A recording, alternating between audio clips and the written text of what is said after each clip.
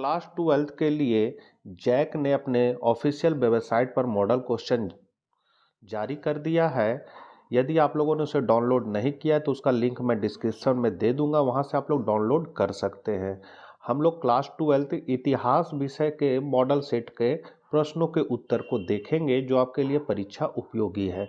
बहुत सारे क्वेश्चन दुमका द्वारा तैयार किए गए शिक्षकों द्वारा मॉडल क्वेश्चन से मिल रहा है, उसको भी आप लोग एक नज़र जरूर देख लीजिएगा। शुरू करने से पहले आपसे निवेदन है कि चैनल पर पहली बार है तो जरूर सब्सक्राइब कर ले, क्योंकि जैक से संबंधित महत्वपूर्ण प्रश्न जो भी विभिन्न विषय के होंगे वो आपको इस चैनल के माध्यम से प्राप्त होते रहेंगे। तो हम लोग क्लास 12th इतिहास विषय के मॉडल क्वेश्चन को देख लेंगे। इस वीडियो में हम लोग कंप्लीट सॉल्यूशन को देखेंगे, वीडियो थोड़ा लंबा हो सकता है। तो यहाँ हम लोग ऑब्जेक्टिव क्वेश्चन को पहले देखते हैं कि भारतीय पुरातत्व का पिता किसे कहा जाता है, तो अलेक्जेंडर कनघिन हो जाएगा। बौद्ध और जैन ग्रंथ में कितने महाजनपद का उल्लेख है, तो 16 इसका आंसर हो जाएगा। अपने स्वयं के खर्चों से सुदर्शन झील की मरम्मत किसने कराई थी, तो रुद्रदामन ने। मानव के संपूर्ण जीवन को कितने भागों में बांटा गया है, 4 भागों में। गौतम बुद्ध ने अपना पहला उपदेश किस स्थान पर दिया था, सारनाथ। इब्न बतूता ने किस पुस्तक की रचना की थी, तो रेहला, कहीं रेहला भी लिखा रहता है। पद्मावत किसकी रचना है, तो ये मलिक मोहम्मद जैसी की रचना है। तालीकोट का युद्ध कब हुआ था, 1565 ईस्वी। विजयनगर का किस राज्य के साथ हमेशा संघर्ष चलता रहा, तो बहमनी से। मुगल कालीन ऐतिहासिक स्रोतों में शामिल थी, तो ऐतिहासिक ग्रंथ, सरकारी तथा गैर सरकारी दस्तावेज, उस कालांश में बनी इमारतें तथा स्मारक, ये सभी हो जाएगा। अकबर ने तीर्थ यात्रा कर को कब समाप्त किया था, तो 1563। संथाल विद्रोह कब हुआ था, तो 1859। 1857 के विद्रोह में बिहार का नेतृत्व किसने किया था, तो वीर कुंवर सिंह। सहायक संधि की व्यवस्था किसने की, तो लॉर्ड वेल्लेस्ली। संविधान सभा की संचालन समिति के अध्यक्ष कौन थे, राजेंद्र प्रसाद। कलकत्ता में सर्वोच्च न्यायालय की स्थापना कब की गई थी, 1773 ईस्वी। सविनय अवज्ञा आंदोलन का आरंभ किसने किया, गांधी जी। कैबिनेट मिशन भारत कब आया, मार्च 1946। मुस्लिम लीग की स्थापना कब और कहाँ की गई, तो 1906 ढाका में। भारत में कितनी रियासतें थी, तो यहाँ रियासतें हैं 562। गुरु नानक का जन्म कब हुआ था, 1469 ईस्वी। किस यात्री को मध्यकालीन यात्रियों का सरताज कहा जाता है, तो मार्को पोलो। पुराणों की संख्या कितनी है, 18। महाभारत के फारसी अनुवाद का नाम क्या है, तो रजमामा। रजमानमा। हड़प्पा किस नदी के किनारे स्थित है, तो रावी। पौर का अर्थ है गुरु। बारबोसा कहाँ के यात्री थे, पुर्तगाल। 5वीं रिपोर्ट ब्रिटिश संसद में कब पेश की गई थी, तो 1813। हड़प नीति किसने लागू की थी, तो Lord Dalhousie. Fort Saint George की स्थापना कहाँ की गई थी, मद्रास में। अब यहाँ से अति लघु उत्तरीय प्रश्न है, हड़प्पा सभ्यता कहाँ कहाँ विकसित हुई थी, तो ये हड़प्पा में, मोहनजोदाड़ो, लोथल, कालीबंगा और धौलावीर में हुई थी। शक संवत का आरंभ किसने किया था, तो इसका आरंभ जो है वो कुषाण वंश के सम्राट कनिष्क ने 78 ईस्वी में की थी। नाट्यशास्त्र के लेखक का नाम लिखिए, तो भरत मुनि। सांची के स्तूप की खोज किसने की थी, तो इसकी खोज जो है वो ब्रिटिश अफसर जनरल हेनरी टेलर ने साल 1818 में किया था। ट्रेवल्स इन व मुगल एम्पायर पुस्तक की रचना किसने की थी, तो फ्रांसवा बर्नियर ने इसकी रचना की थी। फिर है सर्वप्रथम भक्ति आंदोलन को शुरू करने वाले कौन थे, तो हम लोग इसको मान सकते हैं रामानुज को, या इसे अलवार और नयनार ने भी इसको किया था, लेकिन यहाँ रामानुज का काफ़ी नाम है। बहमनी राजाओं की राजधानी कहाँ थी, तो बहमनी साम्राज्य की राजधानी पहले गुलबर्गा मतलब अहसनाबाद थी और बाद में बीदर मतलब मुहम्मदाबाद हुई। भारत के अंतिम वायसराय कौन थे, तो लॉर्ड्स लुईस माउंटबेटन थे। यहाँ से आपका लघु उत्तर ये है, अस्थाई बंदोबस्त से आप क्या समझते हैं, इसकी प्रमुख विशेषता लिखे। तो अस्थाई बंदोबस्त है सो 1793 में गवर्नर जनरल लॉर्ड कॉर्नवालिस द्वारा पेश किया गया था। अस्थाई बंदोबस्त, जिसे बंगाल के अस्थाई बंदोबस्त के रूप में जाना जाता है, ब्रिटिश ईस्ट इंडिया कंपनी और बंगाल के जमींदार के भू राजस्व तय करने के लिए एक समझौता था। भारत में अंग्रेजों के लिए भू राजस्व आय का प्रमुख स्रोत था। इसकी क्या क्या विशेषता थी, तो पहला, जमींदार जो पहले केवल कर संग्रह करता थे, इस प्रणाली के तहत जमींदार बन गए। दूसरा, जमींदारों को संपत्ति के हस्तांतरण या बिक्री का अधिकार था। तीसरा, जमींदारों को उनके स्वामित्व में भूमि के उत्तराधिकार के लिए वंशानुगत अधिकार दिए गए थे। चौथा, एकत्र किया जाने वाला भू राजस्व निश्चित था और भविष्य में इसमें वृद्धि नहीं करने के लिए सहमति व्यक्त की गई थी। पांचवा, यह तय किया गया था कि एकत्र किए गए भू राजस्व का 10/11वां हिस्सा अंग्रेजों को दिया जाना था और इनका 1/11वां हिस्सा जमींदार के पास रखना था। जमींदार को काश्तकार को एक पाहा एक भूनी माने विलेख देना चाहिए, जिसमें भूमि का क्षेत्रफल, यहाँ फल हो जाएगा क्षेत्रफल, और इसके लिए दिया जाने वाला लगान का विवरण हो। यदि जमींदार निश्चित राजस्व राशि का भुगतान करने में विफल रहे तो उनकी संपत्तियों को अंग्रेजों द्वारा जब्त कर लिया गया और नीलामी के माध्यम से बेच दिया गया। बंगाल में अस्थायी राजस्व बंदोबस्त का प्रमुख परिणाम समाज को दो भागों में बांटना था, जमींदार और काश्तकार। यहाँ हो जाएगा काश्तकार। अगला है खिलाफत आंदोलन से आप क्या समझते हैं, तो ये आंदोलन सन 1919 से 1924 तक चला। इस आंदोलन का सीधे तौर पर भारत में कोई संबंध नहीं था। खिलाफत आंदोलन का मुख्य उद्देश्य तुर्की खलीफा के पद को पुनः स्थापित करना तथा वहां के धार्मिक क्षेत्रों से प्रतिबंधों को हटाना था। सन 1919 में अली बंधुओं द्वारा अखिल भारतीय खिलाफत कमेटी का गठन किया गया, जिसने इस आंदोलन की शुरुआत की। ब्रिटिश सरकार पर इस आंदोलन का कोई खास प्रभाव नहीं पड़ा और वर्ष 1920 में सेवरेस की संधि से तुर्की का विभाजन कर दिया गया। अगला क्वेश्चन है, अभिलेख से आप क्या समझते हैं, इनका क्या महत्व है। तो अभिलेख उन्हें कहते हैं जो धातु, पत्थर, मिट्टी के बर्तन की कठोर सतह पर खुदे होते हैं। इनमें उन लोगों के क्रियाकलाप, उपलब्धियों, यहाँ हो जाएगा उपलब्धियों व विचार लिखे होते हैं जो इन्हें बनवाते हैं। खास तौर पर राजाओं के क्रियाकलाप व महिलाओं व पुरुषों द्वारा दिए गए दान का ब्यौरा होता है, अर्थात ये अस्थायी प्रमाण होते हैं। 42 है, कृषि उत्पादन में महिलाओं की भूमिका का वर्णन करें। तो निम्नलिखित है, पहला है, मध्यकालीन भारतीय कृषि समाज में उत्पादन प्रक्रिया में महिलाओं की भूमिका महत्वपूर्ण थी। खेतीहर अर्थात किसान परिवारों से संबंधित महिलाएं कृषि उत्पादन में सक्रिय सहयोग प्रदान करती थी तथा पुरुषों के साथ कंधे से कंधा मिलाकर खेतों में काम करती थी।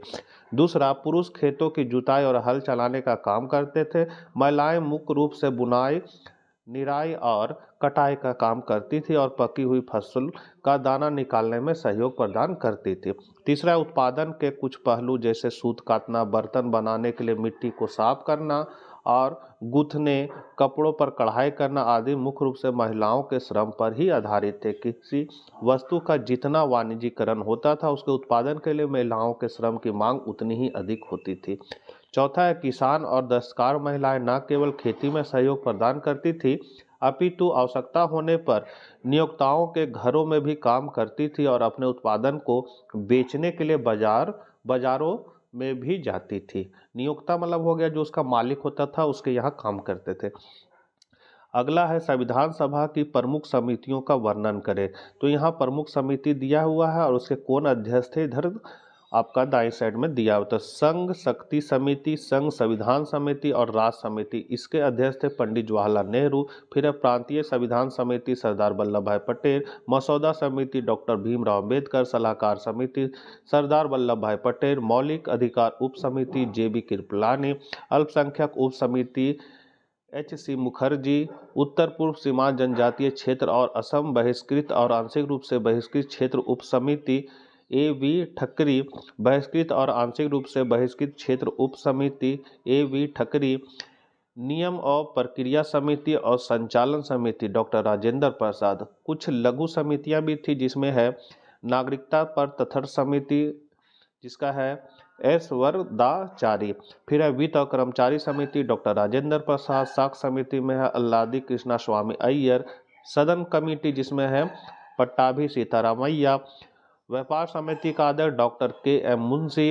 राष्ट्रीय ध्वज पर तथर समिति डॉक्टर राजेंद्र प्रसाद। संविधान सभा के कार्यों पर समिति जी वी माल। तो इसको आप देख लीजिए, हम धीरे धीरे बढ़ा दे रहे हैं। ये सब प्रमुख समितियां हैं। 44 नंबर क्वेश्चन है किताब उल हिंद पर एक लेख लिखिए। तो किताब उल हिंद पुस्तक की रचना अल बरूनी ने सुल्तान महमूद गजनवी के शासनकाल में की थी। अल बरूनी ने इस पुस्तक की रचना अरबी भाषा में की थी। यह पुस्तक 80 अध्यायों और अनेक उप अध्यायों में विभक्त है। इस पुस्तक में महमूद गजनवी के आक्रमण के समय के भारतीय समाज एवं संस्कृति की महत्वपूर्ण जानकारी मिलती है। अल बरूनी अपनी पुस्तक में भारतीय समाज, रहन सहन, खान पान, वेशभूषा, सामाजिक प्रथाओं, त्योहारों, धर्म, दर्शन, कानून, अपराध, दंड, ज्ञान विज्ञान, खगोल शास्त्र, गणित, चिकित्सा, रसायन दर्शन आदि का वर्णन करते थे। वे भारत में प्रचलित विभिन्न सामंतों, यहाँ की भौगोलिक स्थिति, महत्वपूर्ण नगरों और उनकी दूरी का भी उल्लेख करते थे। चूंकि यह पुस्तक महमूद गजनवी के शासनकाल में लिखी गई थी, परंतु इसमें मोहम्मद गजनवी के क्रियाकलापों का यदा कदा ही उल्लेख मिलता है। इस पुस्तक से तत्कालीन राजनीतिक इतिहास के अध्ययन में बहुत अधिक सहायता नहीं मिलती, परंतु भारतीय समाज और संस्कृति के अध्ययन के लिए किताब उल हिंद अत्यंत महत्वपूर्ण पुस्तक है।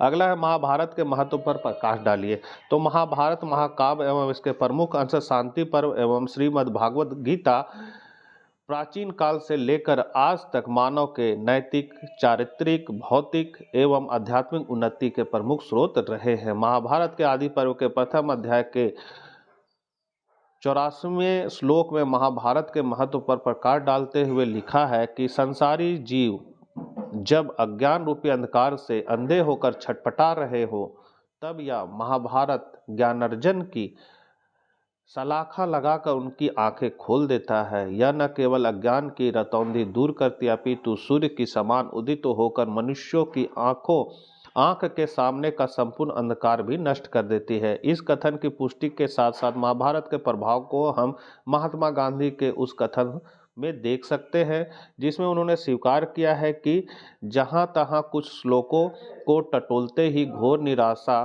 के अंधकार में भी प्रसन्नता की एक किरण चमक उठती है। भारत के राष्ट्रीय आंदोलन के प्रमुख प्रणेता बाल गंगाधर तिलक ने तो गीता रहस्य का सृजन ही किया था। उनके अनुसार उनका केवल दार्शनिक और शैक्षणिक मूल्य नहीं है, व्यवहारिक जीवन में उसकी बड़ी उपयोगिता है। इसका प्रभाव विचार और कर्म दोनों पर है। इसके विचार राष्ट्र और संस्कृति के नवनिर्माण और उत्थान में सहायक रहे हैं। वस्तुतः आज महाभारत हम आप प्रत्येक के अंदर है। हमारे अंदर सतत प्रवृत्तियां पांडवों के समान बहुत कम है और असतत प्रवृत्तियां कौरवों के समान अधिक है, परंतु जब हमारी सतत प्रवृत्तियां पांडवों के समान बुद्धि एवं विवेक रूपी श्री कृष्ण से मार्गदर्शन प्राप्त करती है, तो वे असतत प्रवृत्तियों पर विजय हासिल कर हमारा उद्धार करते हैं। यह श्री कृष्ण अर्थात बुद्धि एवं विवेक हमें अच्छी पुस्तकों में उनके एकाग्रचित्त अध्ययन से प्राप्त हो सकते हैं।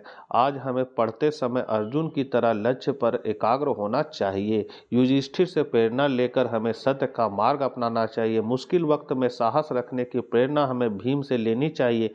पिता की इच्छा की पूर्ति की प्रेरणा हमें भीष्म से लेनी चाहिए। शकुनी रूपी छल, प्रपंच, दुर्योधन रूपी क्रोध, ईर्ष्या एवं लालच कितना ही आपका मार्ग रोक के आपको अर्जुन की तरह एकाग्र होकर विवेक बुद्धि रूपी श्री कृष्ण से मार्गदर्शन लेते हुए लक्ष्य की तरफ बढ़ते रहना चाहिए। अंततः आप पाएंगे कि लक्ष्य आपने आप कर्म के फल पर प्राप्त कर लिया है। आम लोग विभाजन को किस तरह देखते थे? तो इसका आंसर होगा, सामान्य लोग प्रारंभ में देश के विभाजन को केवल थोड़े समय के लिए एक जुनून के रूप में देखते थे। उनका विचार था कि विभाजन अस्थायी नहीं होगा। कुछ समय बाद जैसे ही शांति और कानून व्यवस्था स्थापित हो जाएगी, वे अपने घरों को वापस लौट जाएंगे। उन्हें विश्वास था कि शताब्दियों से एक समाज में एक दूसरे के सुख दुख के साथी बनकर रहने वाले लोग एक दूसरे का खून बहाने पर उतारू नहीं होंगे। देश का विभाजन उनके दिलों के विभाजन का कारण नहीं बनेगा। स्थिति समान होते ही वे फिर मिलजुल कर एक ही समाज में रहेंगे। वास्तव में सामान्य लोग, चाहे वे हिंदू थे अथवा मुसलमान, धर्म के नाम पर एक दूसरे का सिर काटने को इच्छुक नहीं थे। अनेक नेता और स्वयं गांधी जी भी अंत तक विभाजन की सोच का विरोध करते रहे थे। 7 सितंबर 1946 ईस्वी को प्रार्थना सभा में अपने भाषण में गांधी जी ने कहा था, मैं फिर वह दिन देखना चाहता हूं जब हिंदू और मुसलमान आपसी सलाह के बिना कोई काम नहीं करेंगे। मैं दिन रात इसी आग में जल रहा हूं कि उस दिन को जल्दी से जल्दी साकार करने के लिए क्या करूं। लोग से मेरी गुजारिश है कि वे किसी भी भारतीय को अपना शत्रु ना माने। इसी प्रकार 26 सितंबर 1946 ईस्वी को महात्मा गांधी ने हरिजन में लिखा था, जो तत्व भारत को एक दूसरे के खून के प्यासे टुकड़ों में बांट देना चाहते हैं वे भारत और इस्लाम दोनों के शत्रु है। भले ही वे मेरी देह के टुकड़े टुकड़े कर दे, किंतु मुझसे ऐसी बात नहीं मनवा सकते हैं जिसमें मैं गलत मानता हूं। जन सामान्य का गांधी जी में अटूट विश्वास था। उन्हें लगता था कि गांधी जी किसी भी कीमत पर देश का विभाजन नहीं होने देंगे। इसलिए वे आसानी से अपने घरों को छोड़ने और अपने रिश्ते नातों को तोड़ने के लिए तैयार नहीं थे। देश के विभाजन और उसके परिणाम स्वरूप होने वाली हिंसा ने उन्हें झकझंगोर डाला, किंतु फिर भी अनेक हिंदू मुसलमान अपनी जान खतरे में डालकर एक दूसरे की जान बचाने की कोशिश करते रहे। इससे सिद्ध होता है कि सामान्य हिंदू मुसलमान का विभाजन से कोई लेना देना नहीं था। यहाँ से आपका दीर्घ उत्तरीय प्रश्न है जिसको हम धीरे धीरे बढ़ा दे रहे हैं, आप लोग इसका आंसर देख सकते हैं। इब्न बतूता द्वारा वर्णित डाक व्यवस्था का वर्णन करना है। तो इब्न बतूता ने अपना डाक व्यवस्था में लिखा है कि दो तरह का डाक व्यवस्था था, एक अश्व डाक व्यवस्था, एक पैदल डाक व्यवस्था। इसका आप डिटेल देख सकते हैं। क्या कि वीडियो बहुत लंबा हो जा रहा है। अकबर की धार्मिक नीति का वर्णन करें तो यहाँ पर अकबर की धार्मिक नीति को विभिन्न कालों में बांटा गया। प्रथम काल जो 1556 से 1575 ईस्वी में है, जिसमें इसको इस्लाम के प्रति कट्टर बताया गया है। द्वितीय काल में क्या हुआ, तो अकबर को इसमें मजहर मजहर की स्थापना किया, मजहर का घोषणा किया, सर्वोच्च निर्णायक माना गया। तृतीय काल में उसने सभी धर्मों को महत्व देना शुरू कर दिया था। तो ये थी अकबर की धार्मिक नीति। अगला क्वेश्चन है, मगध साम्राज्य के शक्तिशाली होने के क्या कारण थे। तो ये सभी क्वेश्चन जो है प्री बोर्ड में आए क्वेश्चन, दुमका द्वारा निकाला गया मॉडल क्वेश्चन से बहुत मिलता है। साथ ही जेसीईआरटी द्वारा क्वेश्चन बैंक जो जारी किया गया था उससे भी बहुत सारे क्वेश्चन मिल रहे हैं, तो उसको भी आप लोग एक नज़र जरूर देख लीजिएगा। DRGP 82 साइट पर सारे चीज़ उपलब्ध है, वहां से जाकर आप PDF फॉर्मेट में इसको देख सकते हैं। इसको हम धीरे धीरे बढ़ा दे रहे हैं, आप लोग जरूर देख लीजिए, इसको लिख लीजिए, बढ़िया से याद कर लीजिए। फिर है मोहनजोदाड़ो की कुछ विशेषताओं का वर्णन करें। तो यहाँ पर विशेषता दिया हुआ है, सुनियोजित नगर के बारे में बताए हैं।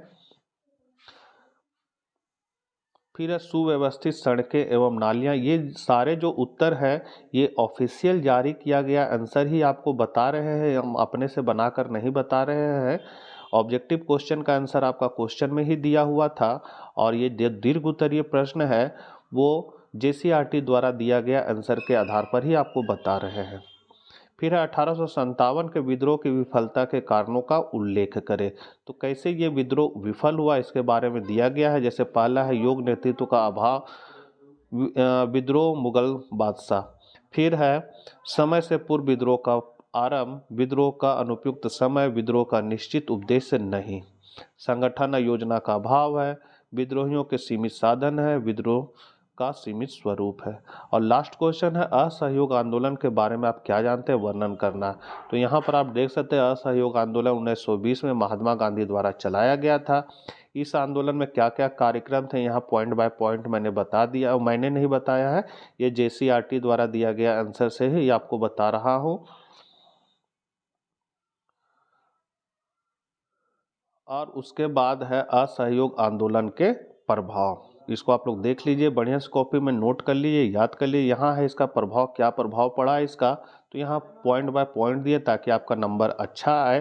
तो आशा करते हैं वीडियो आपके लिए उपयोगी साबित होगा। इसी तरह के प्रश्नों के उत्तर देखने के लिए चैनल को जरूर सब्सक्राइब कर लीजिए और मित्रों को यह वीडियो जरूर शेयर कर दीजिए। तो मिलते हैं नेक्स्ट वीडियो साथ। जय हिंद, जय भारत।